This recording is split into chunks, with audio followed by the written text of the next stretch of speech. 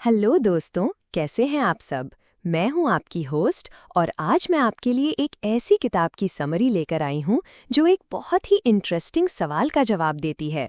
सोचो, आपको वो किडनी चोरी वाली अर्बन लेजेंड तो याद होगी, या मूवी पॉपकॉर्न में पूरे दिन से ज्यादा फैट होता है वाली बात भी याद होगी।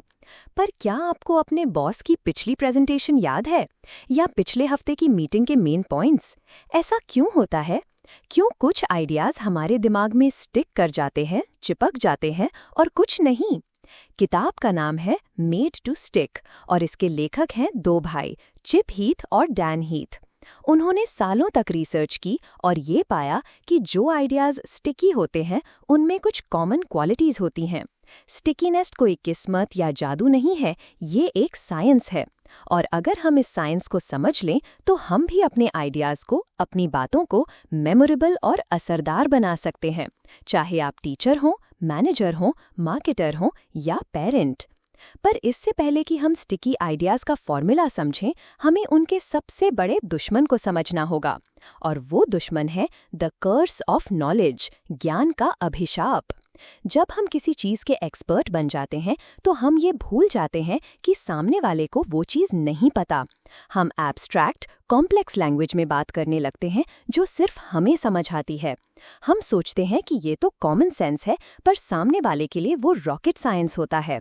द कर्स ऑफ नॉलेज ही वो वजह है कि क्यों एक्सपर्ट्स अक्सर बहुत बुरे टीचर्स होते हैं। वो अपनी ऑडियंस से कनेक्ट नहीं कर पाते। स्टिकी आइडियाज बनाने के लिए आपको इस कर्स ऑफ नॉलेज को तोड़ना होगा। आपको अपनी बात को सामने वाले के नजरिए से देखना होगा।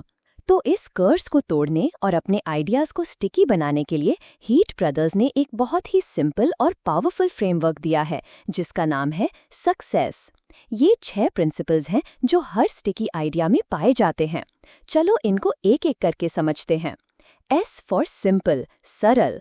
सिंपल का मतलब डंबिंग डाउन या आसान भाषा का इस्तेमाल करना नहीं है।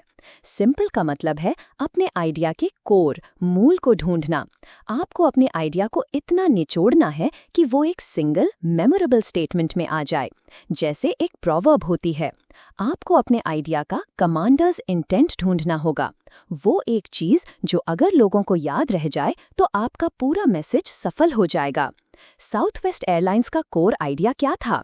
We are the low fare airline. बस ये एक सिंपल सा मंत्र उनके हर डिसीजन को गाइड करता था। क्या हम फ्री मील दें? नहीं, क्योंकि इससे फेयर बढ़ेगा। क्या हम फैंसी सीट्स लगाएं? नहीं, क्योंकि इससे फेयर बढ़ेगा। एक सिंपल कोर मैसेज क्लैरिटी देता है और उसे याद रखना आसान होता है। यू फॉर अनएक्सपेक्टेड, अप्रत्याशित। हमारा दिमाग पैटर्न्स पर चलता है। जब कोई चीज उस पैटर्न को तोड़ती है तो हमारा ध्यान उस पर जाता है।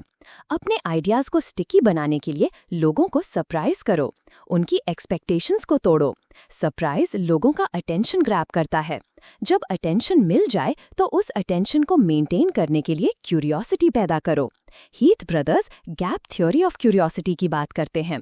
जब लोगों की नॉलेज में एक गैप पैदा होता है तो वो उस गैप को भरने के लिए बेचैन हो जाते हैं। उन्हें आगे जानने की इच्छा होती है, जैसे एक हेडलाइन जो आपसे एक सवाल पूछती है, या एक कहानी जो बीच में ही रुक जाती है। ये आपके दिमाग को इंगेज करता है। जैसे एक एयरलाइन सेफ्टी अनाउंसमेंट जो बोरिंग होने की बजाय फनी और अनएक्सपेक्टेड हो, लोग उसे ज्यादा ध्यान से सुनते हैं। कॉन्क्रीट, ठोस। हमारा दिमाग एब्स्ट्रैक्ट चीजों को समझने और याद रखने में स्ट्रगल करता है। मैक्सिमाइज शेयर होल्डर वैल्यू एक एब्स्ट्रैक्ट आइडिया है, पर make a product that people will love एक कॉन्क्रीट आइडिया है। अपने आइडियाज को कॉन्क्रीट बनाओ। उन्हें ऐसी चीजों से जोड़ो जिन्हें लोग देख सकते हैं, सुन सकते हैं, छू सकते हैं। फैक्ट्स और फिगर्स को कॉन्क्रीट कंपैरिजन से समझाओ। जैसे मूवी पॉपकॉर्न में 37 ग्राम सैचुरेटेड फैट होता है, ये बात शायद लोग भूल जाएं। पर जब centre for science in the public interest ने कहा कि a medium sized butter popcorn at a typical neighbourhood movie theatre contains more artery clogging fat than a bacon and eggs breakfast, a Big Mac and fries for lunch, and a steak dinner with all the trimmings combined, तो ये बात एकदम से stick कर गई। क्यों? क्योंकि ये कॉन्क्रीट है, आप इसे इमेजिन कर सकते हो। अपने आइडियाज को इंसानी स्केल पर लाओ। अब हम सक्सेस फ्रेमवर्क के बाकी 3 प्रिंसिपल्स की बात करते हैं। C फॉर क्रेडिबल, विश्वसनीय। लोगों को आपके आइडिया पर विश्वास क्यों करना चाहिए? क्रेडिबिलिटी पाने के कई तरीके हैं। एक तरीका है एक्सटर्नल क्रेडिबिलिटी, यानी किसी एक्सपर्ट की राय या स्टैटिस्टिक्स का इस्तेमाल करना। पर स्टैटिस्टिक्स अक्सर बोरिंग और एब्स्ट्रैक्ट होते हैं। उन्हें जिंदा करने के लिए उन्हें रिलेटेबल बनाओ। जैसे एक एंटी स्मोकिंग कैंपेन ने दिखाया कि टोबैको कंपनीज हर दिन कितना पैसा मार्केटिंग पर खर्च करती हैं। ये फिगर बहुत बड़ा था, पर उसे क्रेडिबल बनाने के लिए उन्होंने उस फिगर को एक माउंटेन ऑफ सिगरेट पैक्स की तरह दिखाया। दूसरा और ज्यादा पावरफुल तरीका है इंटरनल क्रेडिबिलिटी। इसमें आपका आइडिया अपने आप में इतना लॉजिकल या डिटेल्ड होता है कि लोग उस पर विश्वास कर लेते हैं। Use concrete details. Kidney heist वाली अर्बन लेजेंड इतनी क्रेडिबल क्यों लगती है? क्योंकि उसमें स्पेसिफिक डिटेल्स हैं। बाथटब फुल ऑफ आइस, एक नोट सेइंग कॉल 911। ये डिटेल्स आइडिया को रियल फील कराती हैं। The Sinatra test. Frank Sinatra का एक गाना है न्यूयॉर्क न्यूयॉर्क, जिसमें वो कहते हैं if I can make it there I will make it anywhere. इसका मतलब है कि अगर आप एक बहुत ही मुश्किल एग्जाम्पल दे दो जो आपके आइडिया को प्रूफ करता है, तो लोग मान लेंगे कि आप छोटे मोटे एग्जाम्पल्स में तो आसानी से सफल हो जाओगे। Let people test the idea themselves. लोगों को एक ऐसा तरीका दो जिससे वो आपके आइडिया को खुद वेरीफाई कर सके। जैसे रोनाल्ड रेगन ने 1980 के इलेक्शन में लोगों से पूछा था, are you better off now than you were 4 years ago? इससे लोगों ने खुद अपनी सिचुएशन को इवैल्यूएट किया और उन्हें उनका जवाब मिल गया। ई फॉर इमोशनल, भावनात्मक।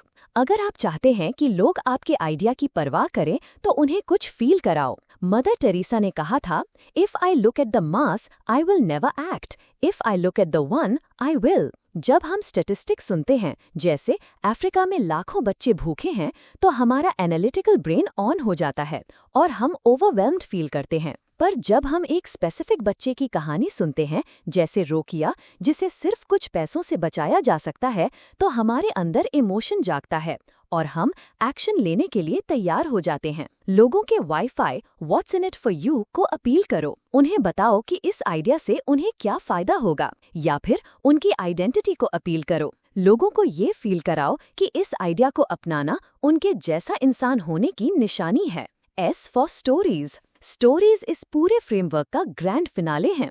एक अच्छी कहानी सक्सेस के सारे प्रिंसिपल्स को अपने आप में समेट लेती है। स्टोरीज कॉन्क्रीट होती हैं, इमोशनल होती हैं और अनएक्सपेक्टेड ट्विस्ट्स भी हो सकते हैं। वो हमें एक्शन लेने के लिए इंस्पायर करती हैं। हीथ ब्रदर्स कहते हैं कि stories flight simulators for the brain की तरह हैं। जब हम कोई कहानी सुनते हैं, तो हमारा दिमाग उस सिचुएशन को मेंटली रिहर्स करता है। इससे हमें पता चलता है कि उस सिचुएशन में कैसे रिएक्ट करना है। सबवे की जैरेड फोडल की कहानी याद है?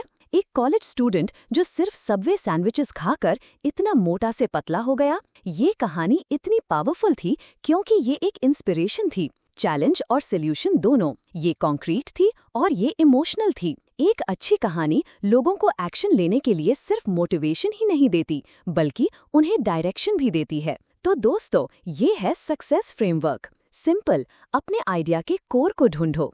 अनएक्सपेक्टेड, लोगों का अटेंशन ग्रैब करो और क्यूरियोसिटी पैदा करो। कॉन्क्रीट, अपने आइडिया को ऐसी भाषा में समझाओ जिसे लोग इमेजिन कर सकें। क्रेडिबल, लोगों को विश्वास दिलाओ। इमोशनल, लोगों को केयर करने पर मजबूर करो। स्टोरीज, लोगों को एक्शन लेने के लिए इंस्पायर करो। आपको हर आइडिया में इन 6 प्रिंसिपल्स को डालने की जरूरत नहीं है, पर जितने ज्यादा प्रिंसिपल्स आप यूज करोगे, आपका आइडिया उतना ही ज्यादा स्टिकी बनेगा। ये किताब आपको एक पावरफुल टूल किट देती है अपनी कम्युनिकेशन को बेहतर बनाने के लिए। ये मैनिपुलेशन के बारे में नहीं है, बल्कि ये इस बारे में है कि आपके इम्पोर्टेंट आइडियाज, आपके सच्चे मैसेजेस लोगों तक पहुँचे, उन्हें याद रहें और उनकी लाइफ में बदलाव लाएं।